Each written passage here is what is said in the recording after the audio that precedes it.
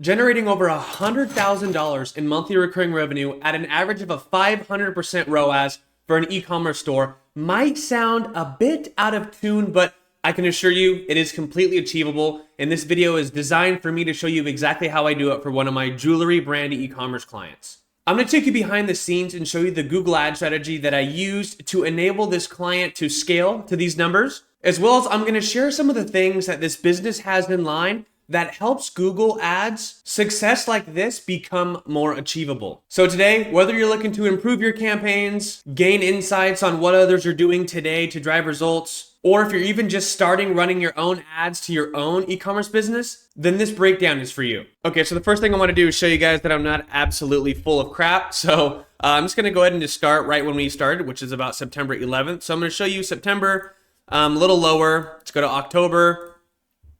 So October, we spent almost $18,000, generated a little bit over $100,000 at a 572% ROAS. Let's take a look at November. November, we spent about $30,000 and generated close to 200K, right at about 180,000.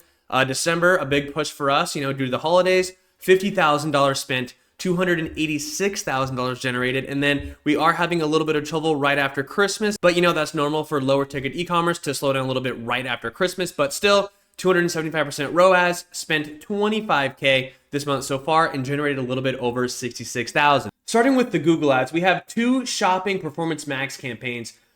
They almost act as a catch-all just for the company and brand itself. We have about 10 to 15 search terms in each of those performance max campaigns, and they don't overlap at all. And they're overall pretty general, but they are targeted search themes. So this is something that someone would look up to find a product like this. And it's really more directly for the sale, right? So people like typing in the exact, generic product name. Like if someone was going to be looking up for, LA logo hoodies, they would probably type in LA logo hoodies. So a lot of searches like that with similar variations. So more targeted, more intentional search themes is really what we're optimizing here for. But again, these are for the exact product, and this doesn't include any brand names. But we did find out that bringing all those search themes together, it's about 150,000 searches per month related to this product. Again, this is a generic product. So in our PMAX, after we set up the search themes, we have our audience segments. So I use custom audience segments to give more influence on who's going to see our ads on YouTube and for display, right? So if when you're setting up a performance max campaign, your ads will only be shown on the actual search results page, the actual search engine result page, and then the shopping feed. So the audience segments and audience data is for YouTube and display. So that's always important to have. In both of these performance max campaigns, we include 9 different interests and detailed demographics is really what the exact area is called, but it is our audience data. And these are exactly people who are in the market for jewelry, personalized gifts, have a life event coming up, such as graduation, birthdays.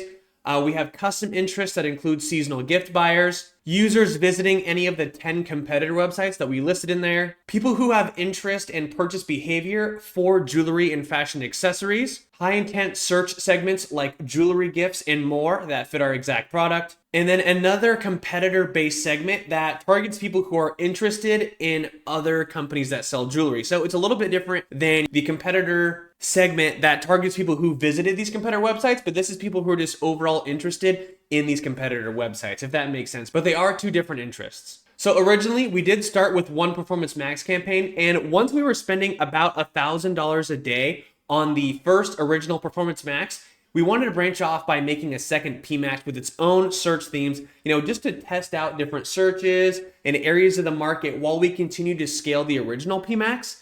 And the reason why we did this is because we just didn't want to put all of our eggs into one basket, and we didn't want to see diminishing returns happen because, of course, you don't necessarily know when that's going to happen when you're scaling a brand new Google ad account.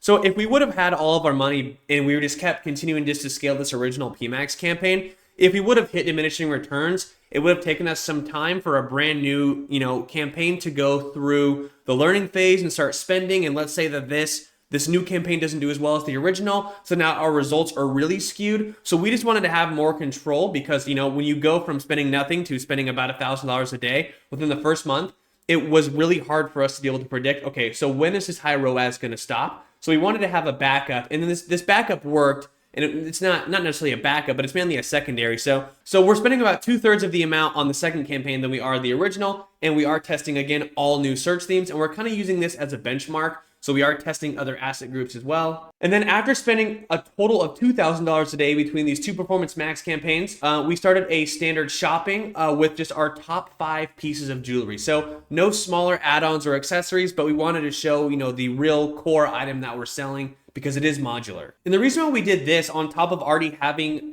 shopping Performance Max campaigns is because, as you may know, Google works on a bidding auction. So you pay per click, not per impression. So when you have multiple campaigns, that can be, the ads might be triggered for the same keywords, and especially because we're using PMax, it's search themes, so they're a little bit more loose. So now if we have a shopping campaign and a shopping Performance Max campaign that get triggered when someone searches something, now we're going to have 2 different placements in the shopping feed, as well as also be in the search engine result page. So now this just gives us more appearance and more impressions. So this kind of gives us almost like multiple chances at the same auction, because now we're coming up in the shopping feed multiple times. So we're not just there one and done, people scroll past, but we're now on the shopping feed multiple times for the same search. So it just gives us more chances to bid and win the customer in the same. And then the last behind the scenes piece about the Google ads is, so we are actually always testing multiple different asset groups inside these PMax. And we keep all, for each campaign, just because the way we have it separated, we're not changing any of the search themes for these new asset groups that are inside the PMax campaigns, but we're using those as opportunities to test different types of copy. So we usually just start with one at the very beginning. That's kind of just like a catch-all, right? It shows our offer, it talks about our products, talks about the benefits, stuff like that. But then we want to kind of get more intentional with future asset groups, just so we can really see, okay, so if there's an asset group that's severely outperforming, we can understand, okay, why is it? It's not just off of one headline, but it's going to be, the group of ad copy. So we like to test other things, like, for instance, because this is a product, we like to have another asset group, for example, that's just purely emotional. So every single thing about the product is why someone would want to buy it and the effects it's going to have on them. So compared to the product itself, now we're digging into a deeper part of the actual buyer, which is going to be the emotion. So like, for instance, it's like when someone buys your product or service, it's really just a vehicle to get them this, right? So we make copy that also,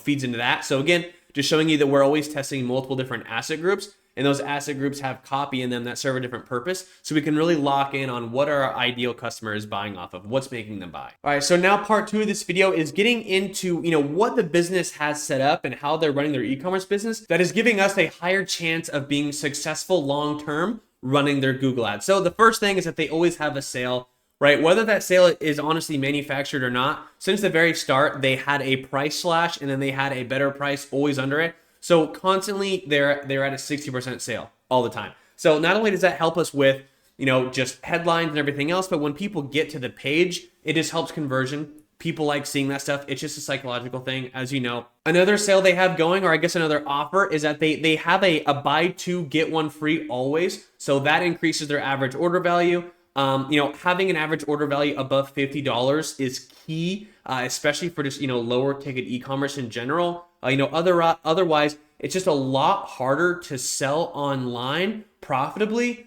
because, you're spending money. You already have your own margin. You're paying for all these other tools, maybe have an agency and then ad spend, right? So if your AOV is less than $50, it is pretty hard to really have, high margins and really bring home a lot of profit in your e-commerce. So our AOV for this client is right under 50. He's at 48.81, so that's pretty good. There are many ways to get this up, which I've shared in other videos and stuff, but I'll get into a couple more of those here. But so he has lots of content. There is lots of UGC content. So there's a lot of people showing, hey, this is for you, this is for us, these types of people. And it helps because no one wants to be the first person to act. So because there's so many ads being ran online and there's so many businesses online showing, attractive people smiling that are enjoying the product or service that you have goes a long way, because people want to do what other people are doing. People don't want to be the first to act.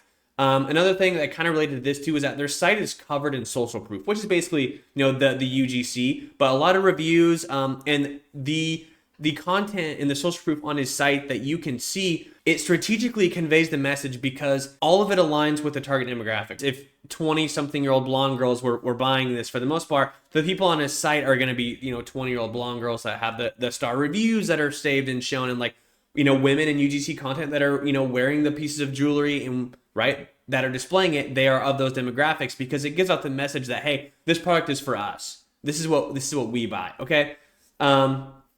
He also gets a lot of reviews from his customers, which we have a Shopify plugin. So we have submitted a thing into Google Merchant Center to let us use these third-party reviews. So that shows up in their product feed, which is extremely helpful. It just shows a lot of dominance. It shows that, again, more social proof. People don't want to be the first to act. This shows that, oh, wow, a lot of people are pleased by this. Okay, great. Let's buy one. He offers free shipping at orders that are 2 times the price of the original solo base product, but right at the price of the buy 2 get 1 free offer to incentivize it. Plus, this gives people the opportunity to gift it. And because, a little secret, this jewelry is modular, so there are attachments and other stuff you can do with it. So if a girl gives it to her best friend, now there's a good chance that that friend also becomes a customer because of a regifting, or she wants to upgrade or get, a different personalized piece of this jewelry. So all that little stuff helps. Again, tying back to what I just said lastly, this piece of jewelry is modular. So meaning it can be mix and match, customized. So people come back for the low ticket customizable pieces, overall bringing customers back, and then overall just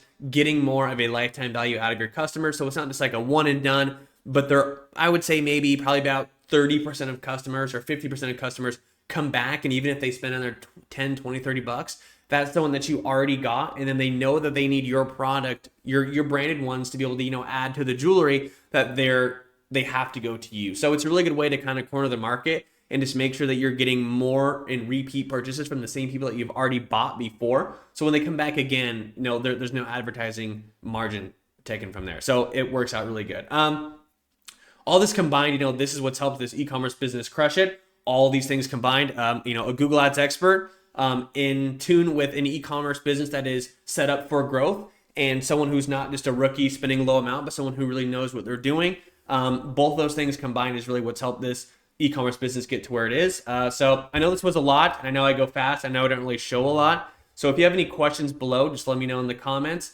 Also, if you want to get a free Google Ads audit, or you want me to run your Google Ads for your business, below in the description, I have a few links to my websites and whatnot.